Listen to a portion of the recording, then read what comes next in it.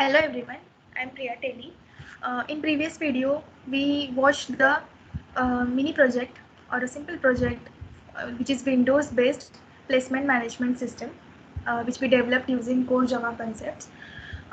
We also saw the requirements for this project.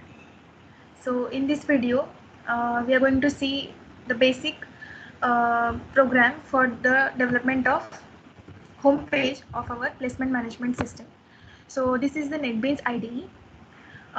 First of all, we are going to create a new project. So we are going to select here Java with and, then Java application, then next, and give any name to your project.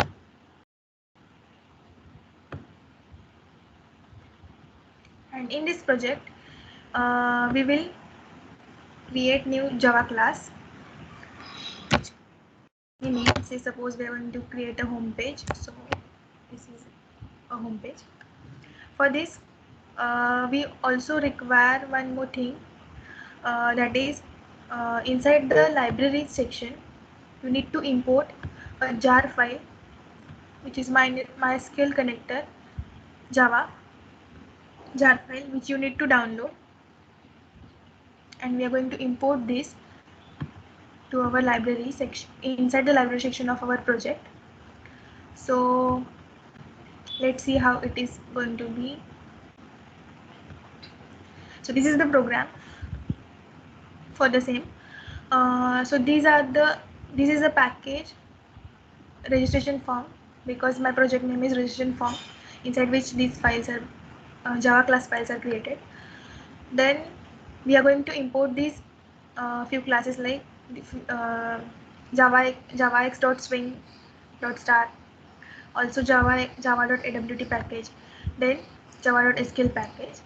Here SQL is not required, but we also require java.awt.action event and java.awt.event.action listener.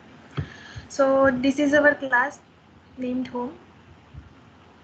It implements the action listener interface, so that whenever we click on whenever we do some event like we click some button or any menu item, then it should have some event, it should do something after clicking particular button or menu item.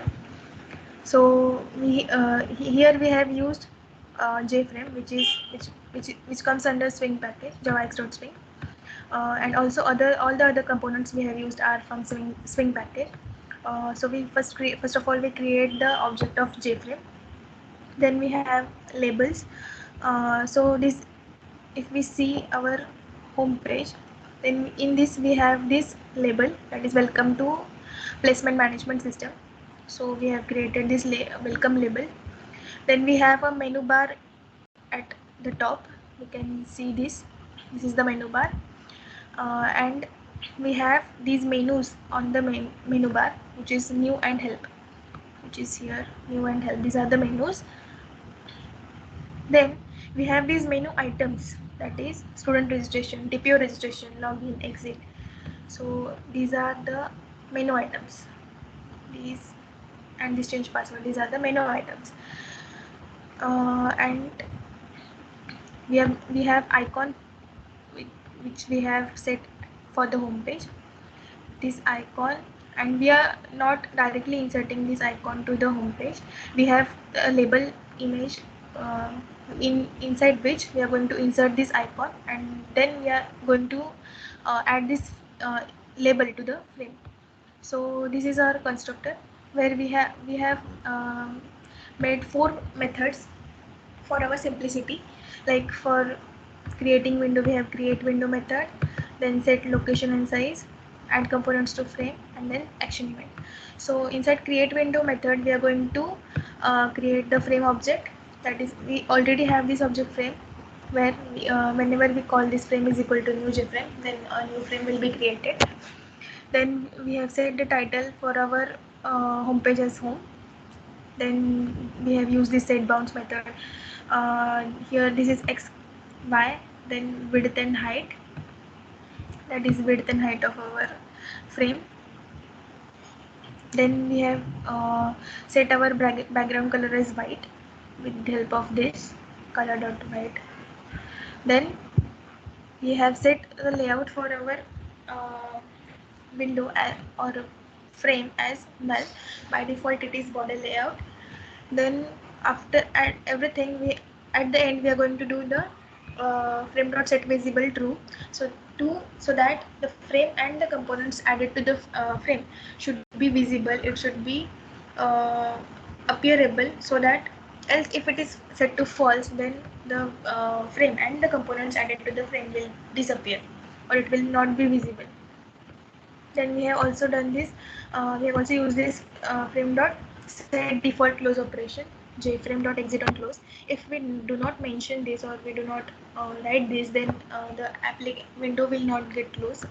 If we are closing this, it should get closed. That's why we have used this exit on close. Then at the end, frame dot set resizable false. If we write here true, then we can maximize it, but we have set it to false, so we cannot maximize the window or frame. Then we have the method set location and size, where we are going to set the location and the size of the components which will appear on the frame. So for menu bar, we have used set bounds method for setting the location and the size, x, y, width and height. These are the arguments it takes. Then we have done it same for menu 1. Then menu items, which we are going to add it to the menu 1. And also we have used set font method, and the font we have used is Cambria, and the pattern will be center baseline, and the font size is 18. We have done this for each menu and the menu item. Then we are going to add these menu items to menu.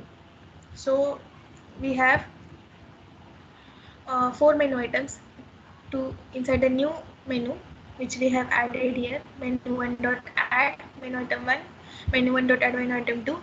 In this way, 4 menu items are added to menu 1, and then one menu is added to the menu 2, that is menu item 5, which is inside the help menu, which is there is only one menu item. Then we are going to add this menu to the menu bar. Menu 1 is added to menu bar, menu 2 is added to menu bar. Then this is the label, welcome label, which we are going to add. These are the coordinates for the same, and also the background we have set to white. And the color, to set the font color, we have used foreground method, dot set foreground color dot red, and also its font is Cambria, and the size we have set is 25. And then we have icon object P. We have used this to this icon interface object P is used to set the image. So inside this we have a new image icon implementation for that, inside which we have provided the address for the image. Then we add this image to the label named image.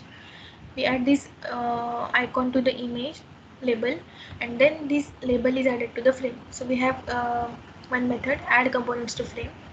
We have taken this method, add components to frame, for our simplicity to understand. Then we add this frame, all these components to the frame. So we have the components menu bar, welcome label and image label. All these three things are added to the label. We are not adding menu item or menu to the frame directly. We are adding this to menu bar. Menu items are added to menu, and menu is added to the menu bar, and then we add menu bar to the frame. Now we have action event. We are going to add this action listener to all these menu items, so that whenever we click on these items, it should hit some event. For this we are going to use this add action listener method, and inside this we have to use this keyword, and it is only valid if our class is implementing action listener interface. If this class is not implementing action listener, then we cannot write here this keyword.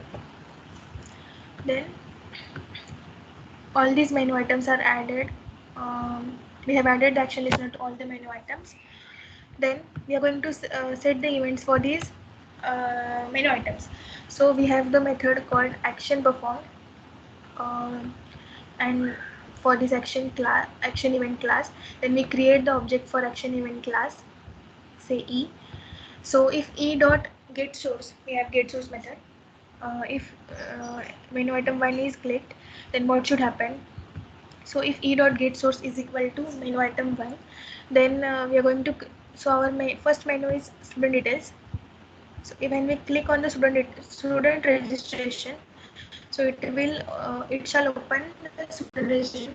For that we have another program where we have student details class. So we have created the object for that class. Then that program will run, and then we set our this frame, home page frame, as false, so that this frame will disappear and the student registration form will open. Similarly, we have menu item 2, that is TPO registration. So whenever it is clicked, we are going to the TPO details form should open. So for that we have created this object of TPO details class.